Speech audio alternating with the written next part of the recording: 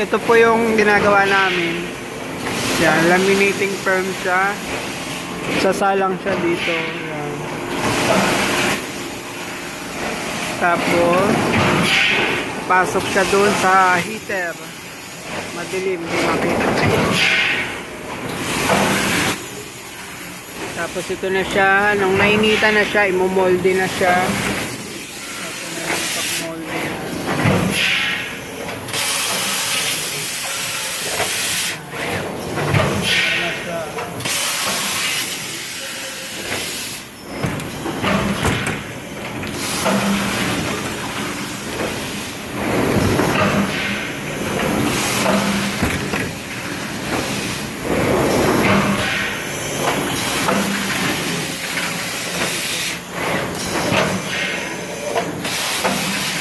Dapat siya dito.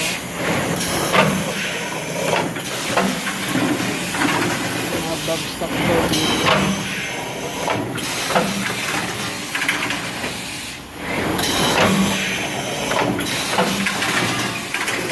Dito na siya pupunta. Ayan.